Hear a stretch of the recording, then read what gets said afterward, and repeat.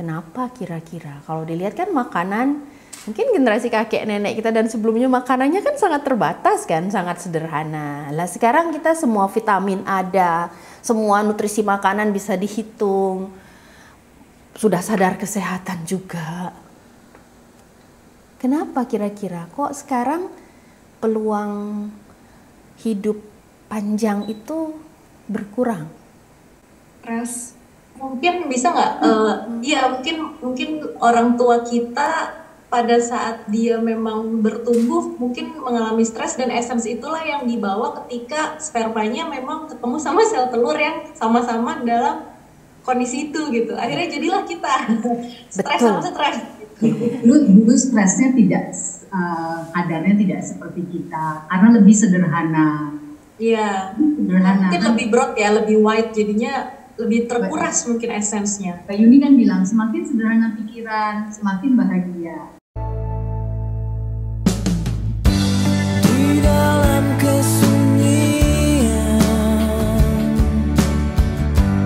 aku rindukan kehadiranmu, memelukku, membelai syahdu. Oh Tuhan, sampai kapan harus ku cari kedamaian hati, mewarnai hidupku.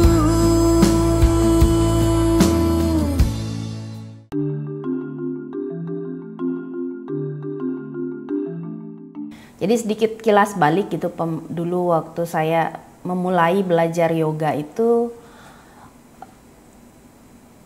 yoga yang saya dalami itu adalah berdasarkan tantra yoga yang berkembang di India seperti yang sudah kita bahas waktu sesi 1.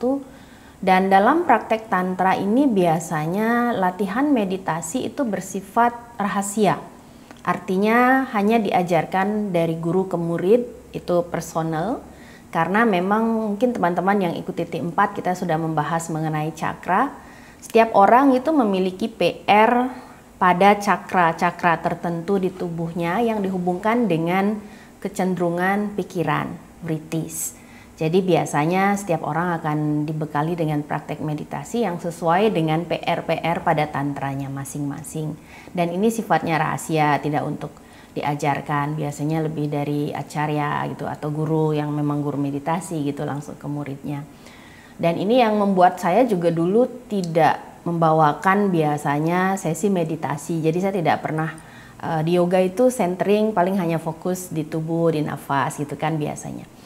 Kemudian setelah lebih jauh waktu belajar Hatha Vinyasa, di situ kebetulan juga basicnya adalah tantra, salah satunya gitu, yang mana memang waktu itu banyak praktek meditasinya gitu. Dan di situ diajarkan juga mengajarkan meditasi dengan cara yang lebih general, lebih umum, bukan yang sifatnya tadi rahasia untuk praktek pribadi. Dan waktu belajar mindfulness meditation ini, dari yang saya ikuti, ya saya pikir mindfulness meditation ini akan lebih mudah untuk diajarkan karena sifatnya kan lebih universal kan. Jadi seperti yang kita lakukan selama 5 hari kemarin, tidak membawa cakra yang mungkin bagi sebagian dari kita, terutama di sini di Indonesia gitu, agak sulit untuk dilakukan karena kan kita semua memiliki keyakinan yang berbeda gitu kan, yang kalau kita kaitkan dengan kita di sini datang dari background agama yang berbeda, yang belum tentu suitable apa yang kita ajarkan. Tapi dalam praktek mindfulness ini kan lebih pada kalau saya kembalikan lagi dari teori mindfulness meditation ini yang kita bahas di sesi 1, di situ kan ada bagaimana kita berada saat ini. Inti dari mindfulness itu kan adalah berada saat ini di sini gitu. Jadi bagaimana kita terhubung aware dengan tubuh, karena ya realitanya gitu kita jarang termasuk memperhatikan tubuh kecuali ada rasa sakit. Iya enggak? Kalau ada sakit baru kita biasanya memberi perhatian gitu pada tubuh. Nah di sini salah satu hal yang ingin ditekankan dari latihan mindfulness ini adalah kita selalu menyadari gitu. Dan pada saat kita melakukan latihan mindfulness ini tidak melulu hanya saat duduk bermeditasi, tapi saat melakukan aktivitas pun diharapkan gitu senantiasa aware dengan apa yang kita lakukan gitu. Jadi kemarin kita sudah bahas bahwa ya sebisa mungkin menyederhanakan pikiran. Misalnya kalau memang bisa tidak harus melakukan multitasking, kita usahakan fokus pada satu hal. Tapi kan memang namanya hidup, ada banyak hal yang harus dikerjakan, mau nggak mau kadang kita harus multitasking. Tapi pada saat kita belajar melatih konsentrasi, ini pada saat multitasking pun kita masih aware biasanya gitu. Dan yang kemarin kita bahas ada 4 pondasi dari latihan mindfulness ini pada saat kita melakukan meditasi. Yang pertama kita lakukan awareness of the body. Jadi hanya fokus, kalau kalian ingin mengarahkan mindfulness meditationnya pada awareness of the body ini, kita hanya melakukan pengamatan terhadap tubuh, mau dari puncak kepala ke kaki, dari kaki ke puncak kepala gitu doang. Bolak-balik hanya mengamati tubuh, nah supaya pikirannya masih tetap ajak gitu, nggak melantur ke sana kemari. Nah di situ nafasnya kita gunakan sebagai jangkar disebutnya. Kemudian yang kedua waktu itu kita lebih fokuskan pada nafas saja, mengamati nafas keluar masuk. Nah ini juga bisa dikombinasikan dengan menggunakan hitungan toolsnya supaya pikirannya bisa tetap fokus gitu. Karena kalau kadang cuman fokus di nafas lama-lama ngilang biasanya, entah kita ngelamun mikirin sesuatu atau kita ngantuk. Jadi memberikan hitungan ini memberi tugas bagi pikiran supaya fokus, kan ngitung 1, 2 itu kan ada konsentrasi di sana. Jadi biasanya digunakan 1 sampai 10 balik lagi ke 1, bolak-balik aja gitu. Seperti pengamatan di tubuh, pengamatan dengan hitungan juga begitu. Kemudian kita juga bisa menggunakan tools fokus pada tarikan nafas. Kalau misalnya pikirannya lebih gampang tertidur, jadi tarikan nafas itu disebut lebih yang karena ada effort di sana, ada usaha untuk menarik. Sementara hembusan nafas itu akan terjadi secara alami, biasanya itu disebut dengan lebih yin.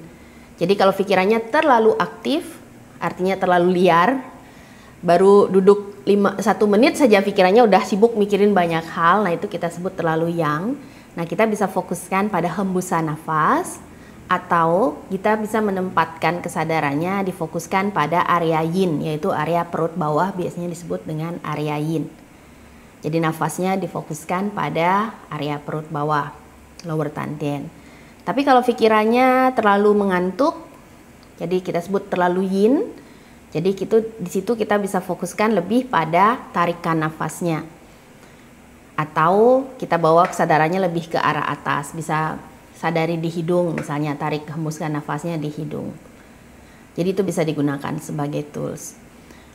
Kemudian setelah itu kemarin kita sudah mempelajari, sudah melakukan mindfulness of the feeling. Jadi menggunakan, tadi kan kita di pertama sudah belajar mengamati tubuh, yang kedua ini sudah bisa lebih fokus pada nafasnya. Saat kita sudah lebih fokus sama nafas, di situ ada kesempatan untuk menyadari apa yang kita rasakan. Kan kita diam kan, fokus di nafas, di situ ada bisa menyadari di situ, karena memang dalam sehari-hari kadang kita nggak sempat memberi perhatian pada ranah perasaan ini kan. Apalagi kalau kita sibuk, biasanya kita abaikan semua yang kita rasakan. Nah di sini kesempatan untuk memunculkan, mengenali, menyadari apa yang sedang kita rasakan di ranah perasaan. Apakah kita sedang sedih, apakah sedang gembira, apakah sedang cemas misalnya, atau sedang marah.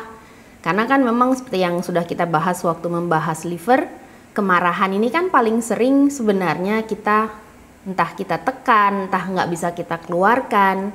Nah semakin lama yang kita tekan ataupun kita tahan ini kan ketumpuk sama peristiwa-peristiwa berikutnya, akhirnya terlupakan kan yang ini.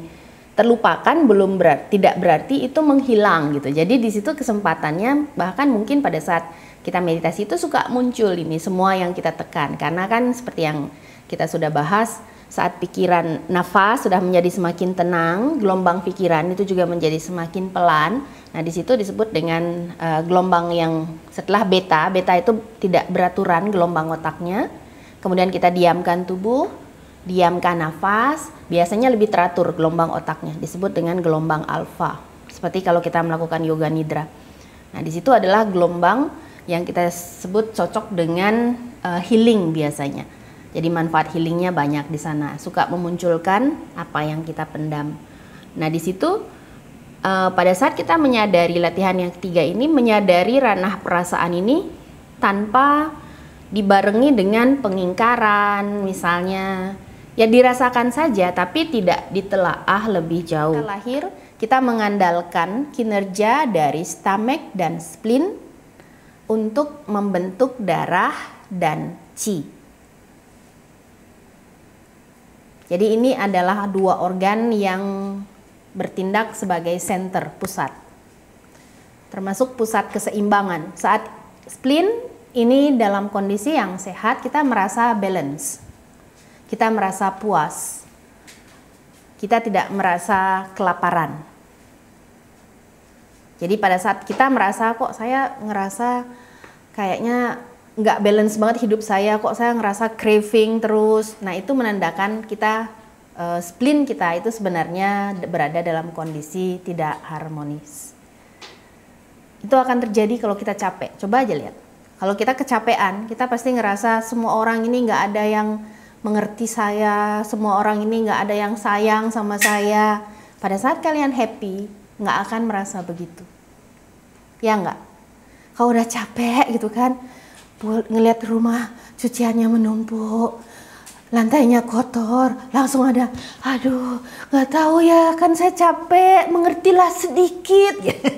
Jadi di situ menyadari, ya namanya tugas dari spleen adalah menghasilkan darah dan energi. Pada saat tubuh kita tidak memiliki kecukupan energi, di situ akan membuat diri kita kelaparan. Bukan hanya secara fisik, tapi secara mental juga. Jadi menyadari itu akan membantu kita untuk, oh ya spleennya saya kuatkan nih, saya ingatkan untuk memperbaiki spleennya. Kemudian selain post-heaven qi atau postnatal qi, kita sudah mengenal yang namanya prenatal atau pre-heaven qi atau pre-heaven essence. Di essence ini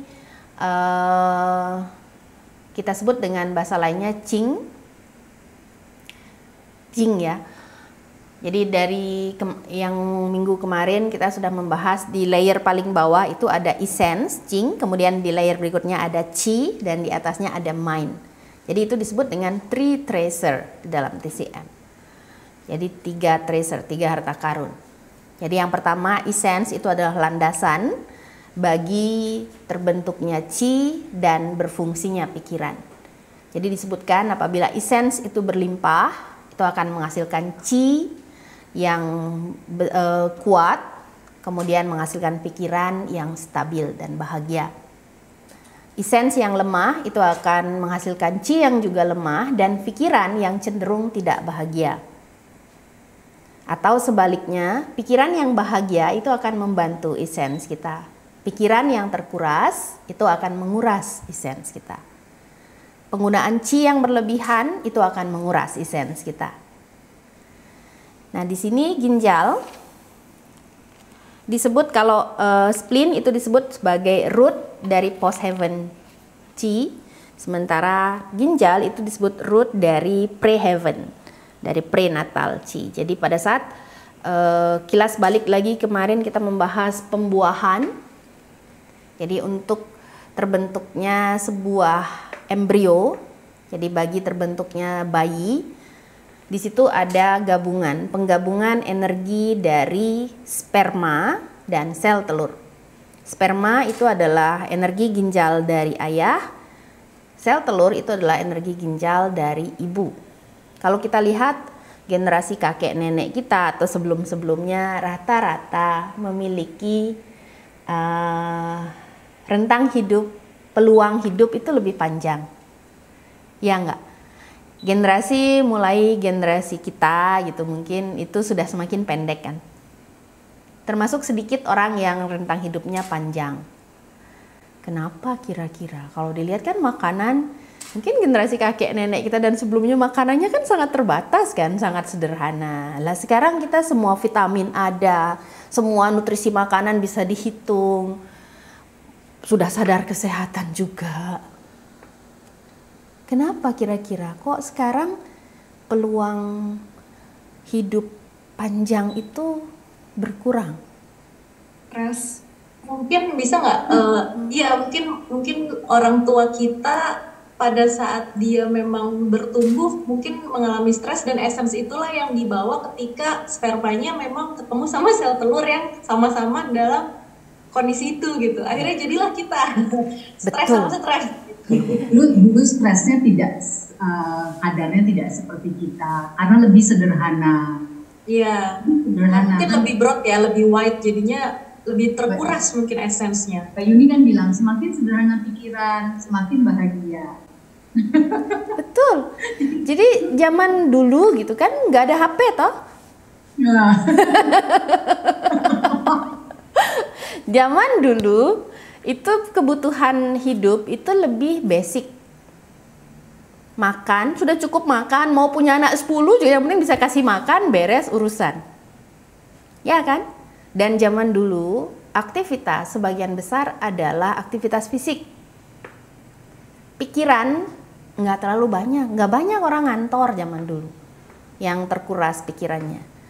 Kemudian semakin kesini generasi orang tua kita yang melahirkan kita itu tuntutannya sudah lebih besar, nggak cuma masalah makan aja, tapi bagaimana menyekolahkan anak, apakah punya rumah yang baik, punya mobil tambahan. Udah zaman dulu orang nggak peduli punya mobil, mungkin mobil juga belum banyak gitu kan, punya sepeda aja udah happy gitu kan. Nah zaman sekarang kan mulai meningkat tuh kebutuhannya, tidak lagi hanya sekedar punya anak kasih makan beres gitu, enggak. Nah di situ tuntutan ekonomi, kemudian aktivitas kita itu sudah lebih kompleks. Jadi ini mulai menguras energi ginjalnya lebih banyak. Di dalam kesulitan